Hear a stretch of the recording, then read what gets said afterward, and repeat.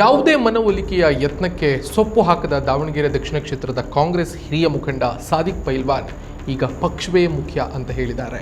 ಸಾದಿಕ್ ಅವರ ಬಂಡಾಯ ಸಮರ್ಥ ಶಾಮನೂರು ಅವರ ಸ್ಪರ್ಧೆಗೆ ಬಹಳ ದೊಡ್ಡ ಸವಾಲಾಗಿತ್ತು. ಆದರೆ ಸವಾಲನ್ನು ಭೇದಿಸುವಲ್ಲಿ ಕಾಂಗ್ರೆಸ್ ಯಶಸ್ವಿಯಾಗಿದೆ. ಈ ಬಾರಿಯ ಚುನಾವಣೆಯಲ್ಲಿ ಬಿಜೆಪಿ ಕುಟುಂಬ ರಾಜಕಾರಣದ ವಿಷಯ ಮುಂದಿಟ್ಟು ಮಾಡಲಿರುವಂತಹ ಪ್ರಚಾರದ ಸವಾಲನ್ನು ಹೇಗೆ ಎದುರಿಸ್ತದೆ ಎನ್ನುವ ಕುತೂಹಲ ಅಂತೂ ಕಾಂಗ್ರೆಸ್ ಮೇಲೆ ಸೃಷ್ಟಿಯಾಗಿದೆ. ನಮಸ್ಕಾರ, ಈ ದಿನ .comಗೆ ಸ್ವಾಗತ. ನಾನು ಶ್ರೀರಾಜ್ ಹುಕ್ವಾಡಿ. ದಾವಣಗೆರೆ ದಕ್ಷಿಣ ವಿಧಾನಸಭಾ ಕ್ಷೇತ್ರದ ಬಂಡಾಯದ ಬಿಸಿಯನ್ನು ತಣಿಸುವುದಕ್ಕೆ ನಾಮಪತ್ರ ಹಿಂಪಡೆಯುವುದಕ್ಕಿದ್ದಂತಹ ದಿನದ ಕೊನೆಯ ಕ್ಷಣದವರೆಗೆ ಕಾಂಗ್ರೆಸ್ಗೆ ಆಗಿರಲಿಲ್ಲ. ಕಾಂಗ್ರೆಸ್ನ ಹೈಕಮಾಂಡ್ ನಿಯೋಗ ಶಾಮನೂರು ಕುಟುಂಬದ ಯಾವುದೇ ಮನವೊಲಿಕೆಯ ಯತ್ನಕ್ಕೆ ಸೊಪ್ಪು ಹಾಕದ ಕ್ಷೇತ್ರದ ಕಾಂಗ್ರೆಸ್ ಹಿರಿಯ ಮುಖಂಡ ಸಾದಿಕ್ ಪೈಲ್ವಾನ್ ಕಾಂಗ್ರೆಸ್ನ ಬಂಡಾಯ ಅಭ್ಯರ್ಥಿಯಾಗಿ ಸ್ಪರ್ಧೆಯಲ್ಲಿ ಉಳಿತೇನೆ ಅಂತ ಹಠಕ್ಕೆ ಬಿದ್ದಿದ್ರು. ಆದರೆ ಈಗ ಮುಖ್ಯಮಂತ್ರಿಯವರ ಪ್ರಯತ್ನದಿಂದ ಸಾದಿಕ್ ಪಕ್ಷವೇ ಮುಖ್ಯ ಎಂದಿದ್ದಲ್ಲದೆ ಅಭ್ಯರ್ಥಿ ಪರ ಕೆಲಸ ಮಾಡುವುದಾಗಿ ಹೇಳಿದ್ದಾರೆ. ಮಾರ್ಚ್ 27ರಂದು ಸಿಎಂ ಸರ್ಕಾರಿ ನಿವಾಸ ಕಾವೇರಿಗೆ ಸಾದಿಕ್ ಅವರನ್ನ ರಿಜ್ವಾನ್ ಅರ್ಷದ್ ಮತ್ತು ಸಲೀಂ ಅಹಮದ್ ಕರೆದುಕೊಂಡು ಹೋಗಿ ಸಮಾಧಾನಪಡಿಸಿದ್ದಾರೆ. ಉಪಚುನಾವಣೆಯ ಗೆಲುವು ಮುಖ್ಯ ಆಗಿದೆ. 2 ಕ್ಷೇತ್ರಗಳನ್ನು ಗೆಲ್ಲಬೇಕಾಗಿದೆ. ಬಂಡಾಯದಿಂದ ಪಕ್ಷಕ್ಕೆ ಸಮಸ್ಯೆ ಆಗುತ್ತೆ, ಏನೇ ಸಮಸ್ಯೆಗಳಿದ್ರೂ ಕೂಡ ಬಗೆಹರಿಸೋಣ ಅಂತ ಸಾದಿಕ್ ಪೈಲ್ವಾನ್ ಅವರನ್ನ ಸಿದ್ದರಾಮಯ್ಯ ಸಮಾಧಾನಪಡಿಸಿದ್ದಾರೆ. ಸಿಎಂ ಮಾತಿಗೆ ಸಾದಿಕ್ ಕೂಡ ಸಮ್ಮತಿ ಸೂಚಿಸಿದ್ದಾರೆ. ಏಪ್ರಿಲ್ 9ಕ್ಕೆ ನಡೆಯಲಿರುವಂತಹ ದಾವಣಗೆರೆ ದಕ್ಷಿಣ ಕ್ಷೇತ್ರದ ಉಪಚುನಾವಣೆಗೆ ನಾಮಪತ್ರ ಹಿಂಪಡೆಯುವುದಕ್ಕೆ ಮಾರ್ಚ್ 26 ಕೊನೆಯ ದಿನ ಆಗಿತ್ತು. ಅಲ್ಪಸಂಖ್ಯಾತರು ಸೇರಿ 11 ಪಕ್ಷೇತರರು ನಾಮಪತ್ರ ಹಿಂಪಡೆದಿದ್ದಾರೆ.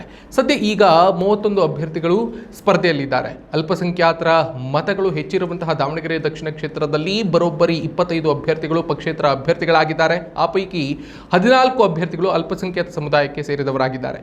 ಕ್ಷೇತ್ರದಲ್ಲಿ ಕಾಂಗ್ರೆಸ್ ಕಳೆದ 4 ಚುನಾವಣೆಗಳಲ್ಲಿ ಗೆಲ್ಲುವುದಕ್ಕೆ ಅಲ್ಪಸಂಖ್ಯಾತರ ಸಮುದಾಯದ ಮತಗಳು ಕೂಡ ಮಹತ್ವದ ಪಾತ್ರ ವಹಿಸಿವೆ. ಹಾಗಾಗಿ ಈಗ ಅಲ್ಪಸಂಖ್ಯಾತ ಸಮುದಾಯದವರಲ್ಲಿ ಕಾಂಗ್ರೆಸ್ ವಿರುದ್ಧ ಸೃಷ್ಟಿಯಾಗಿರುವಂತಹ ಅಸಮಾಧಾನ ಚುನಾವಣೆಯಲ್ಲಿ ಭಾರಿ ಹೊಡೆತ ನೀಡಬಹುದೇ ಎನ್ನುವ ಚರ್ಚೆ ಬಹಳ ದೊಡ್ಡ ಮಟ್ಟದಲ್ಲಿತ್ತು. ಈಗ ಸಿಎಂ ಸಿದ್ದರಾಮಯ್ಯ ಅವರು ಸಾದಿಕ್ ಅವರನ್ನ ಸಮಾಧಾನಪಡಿಸುವಲ್ಲಿ ಯಶಸ್ವಿಯಾಗಿದ್ದಾರೆ. ಆದರೆ ಸಾದಿಕ್ ಅವರ ನಿರ್ಧಾರಕ್ಕೆ ಮುಸ್ಲಿಮರು ಒಪ್ತಾರೆಯೇ ಅನ್ನುವ ಪ್ರಶ್ನೆ ಕೂಡ ಈ ನಡುವೆ ಮೂಡಿದೆ. ಇನ್ನು ಕಾಂಗ್ರೆಸ್ ಬಂಡಾಯ ಅಭ್ಯರ್ಥಿ ಸಾದಿಕ್ ಪೈಲ್ವಾನ್ ಅವರನ್ನ ಮನವೊಲಿಸುವುದಕ್ಕೆ ಸಚಿವ ಜಮೀರ್ ಅಹಮದ್ ಅವರಿಗೆ ಜವಾಬ್ದಾರಿ ಕೊಡಲಾಗಿತ್ತು. ಆದರೂ ಜಮೀರ್ ಇದಕ್ಕೆ ನಿರಾಸಕ್ತಿ ತೋರಿ ಕೇರಳ ವಿಧಾನಸಭಾ ಚುನಾವಣಾ ಪ್ರಚಾರಕ್ಕೆ ಹೋಗಿದ್ದಾರೆ ಎನ್ನುವ ಮಾತು ಕಾಂಗ್ರೆಸ್ ಪಕ್ಷದಿಂದಲೇ ಕೇಳಿಬರ್ತಾ ಇದೆ. ನಾಮಪತ್ರ ಹಿಂಪಡೆಯುವುದಕ್ಕೆ ಇದ್ದ ದಿನ ಇಡೀ ಸಾದಿಕ್ ಮನವೊಲಿಸುವುದಕ್ಕೆ ಕಾಂಗ್ರೆಸ್ ನಾಯಕರು ಯತ್ನಿಸಿದರು. ಸಾದಿಕ್ರ ಸಹೋದರ ದೂಡಾ ಮಾಜಿ ಅಧ್ಯಕ್ಷ ಅಯೂಬ್ ಪೈಲ್ವಾನ್ ಅವರೊಂದಿಗೆ ಜಿಲ್ಲಾ ಉಸ್ತುವಾರಿ ಸಚಿವರಾಗಿರುವಂಥ SS ಮಲ್ಲಿಕಾರ್ಜುನ್ ಅವರ ಆಪ್ತ ಮಾಗನಹಳ್ಳಿ BK ಪರಶುರಾಮ್ ನಾಗರಾಜ್ ಸೇರಿ ಅನೇಕರು ಭೇಟಿ ನೀಡಿ ಮನವೊಲಿಕೆಗೆ ಯತ್ನ ನಡೆಸಿದ ಮೇಲೂ ಕೂಡ ಸಾದಿಕ್ ತಾವು ಹಿಡಿದ ಪಟ್ಟನ್ನು ಬಿಟ್ಟಿರಲಿಲ್ಲ.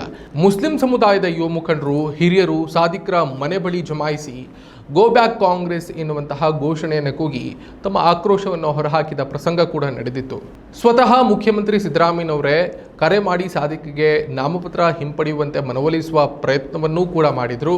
ಮನವೊಲಿಸುವುದಕ್ಕೆ ತೆರಳಿದಂತಹ KPCC ಕಾರ್ಯಾಧ್ಯಕ್ಷ ಸಲೀಂ ಅಹಮದ್ ಮತ್ತು ಶಾಸಕ ರಿಜ್ವಾನ್ ಅರ್ಷದ್ ಅವರಿಗೆ ಕಾಂಗ್ರೆಸ್ನ ಬಂಡಾಯ ಅಭ್ಯರ್ಥಿ ಸಾದಿಕ್ ಪೈಲ್ವಾನ್ ಅವರ ಬೆಂಬಲಿಗರು ಗೋ ಬ್ಯಾಕ್ ಘೋಷಣೆ ಕೂಗಿ ತೀವ್ರ ಅಸಮಾಧಾನವನ್ನು ವ್ಯಕ್ತಪಡಿಸಿದ ಪ್ರಸಂಗವೂ ಕೂಡ ನಡೆಯಿತು.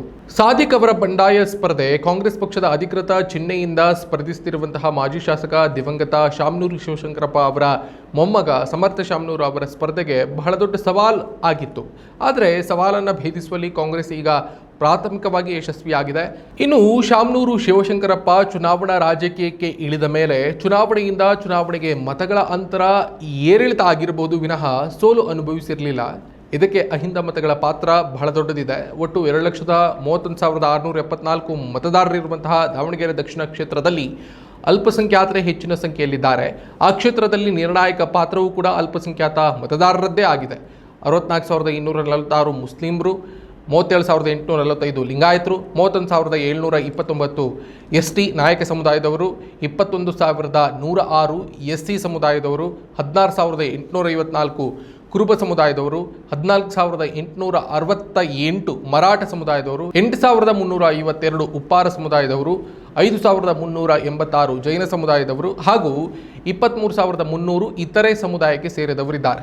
ಲಿಂಗಾಯತ ಸಮುದಾಯ, ಅಲ್ಪಸಂಖ್ಯಾತರು, ಹಿಂದುಳಿದ ವರ್ಗದವರು ಹೆಚ್ಚಾಗಿ ಈವರೆಗೆ ಕಾಂಗ್ರೆಸ್ ಅಭ್ಯರ್ಥಿಯನ್ನೇ ಗೆಲ್ಲಿಸ್ತಾ ಬಂದಿದ್ದಾರೆ.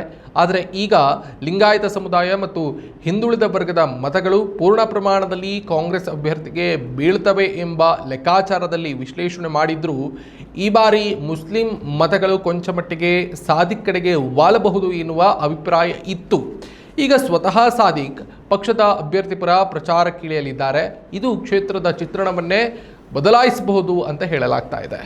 ಕಾಂಗ್ರೆಸ್ ಊಹಿಸಿದಂತೆ ಸಮರ್ಥ ಗೆಲುವು ತುಂಬ ಸುಲಭ ಏನೂ ಇರಲಿಲ್ಲ. ಉಪಚುನಾವಣೆಯಲ್ಲಿ ಸಾಮಾನ್ಯವಾಗಿ ಅಧಿಕಾರದಲ್ಲಿರುವಂತಹ ಪಕ್ಷವೇ ಗೆಲ್ಲುವ ವಾಡಿಕೆ ಇರೋದರಿಂದ ಕಾಂಗ್ರೆಸ್ ಧೈರ್ಯದಲ್ಲಿತ್ತು. ಹಿಂದುಳಿದ ವರ್ಗಗಳ ಮತಗಳು ತಮ್ಮ ಪಾಲಿಗೆ ಬರುವುದು ನಿಶ್ಚಿತ ಎನ್ನುವ ಮನಸ್ಥಿತಿಯಲ್ಲಿ ಇದ್ದಿತ್ತು. ಸಣ್ಣ ಭಯವೂ ಕೂಡ ಕಾಂಗ್ರೆಸ್ಗಿತ್ತು. ಕ್ಷೇತ್ರದಲ್ಲಿ ನಿರ್ಣಾಯಕ ಆಗಿರುವಂತಹ ಅಲ್ಪಸಂಖ್ಯಾತ ಸಮುದಾಯದ ಮತಗಳು ಈ ಬಾರಿ ಕೊಂಚ ಮಟ್ಟಿಗೆ ವಿಮುಖ ಆಗುವಂತಹ ಲಕ್ಷಣ ಕೂಡ ಕಂಡಿತ್ತು. ಮತ್ತು ಈ ಬಾರಿ ಬಿಜೆಪಿ ಪಕ್ಷದಿಂದ ಹಿಂದುಳಿದ ವರ್ಗದ ಅಭ್ಯರ್ಥಿ ಕಣದಲ್ಲಿರೋದು ಕೂಡ ಕಾಂಗ್ರೆಸ್ಗೆ ಸಣ್ಣ ಹೊಡೆತ ಬೀಳಬಹುದು ಎನ್ನುವ ಚರ್ಚೆಯೂ ಕೂಡ ಇತ್ತು. ಕೊನೆಗೂ ಕುಟುಂಬ ರಾಜಕಾರಣಕ್ಕೆ ಕಾಂಗ್ರೆಸ್ ಶರಣಾಗಿ ಬಂಡಾಯ ಅಭ್ಯರ್ಥಿಯನ್ನು ಸಮಾಧಾನಪಡಿಸಿ ಅನುಕಂಪದ ಆಧಾರದಲ್ಲಿ ಮತ ಕೇಳುವುದಕ್ಕೆ ಕಾಂಗ್ರೆಸ್ ಈಗ ಮುಂದಾಗಿದೆ.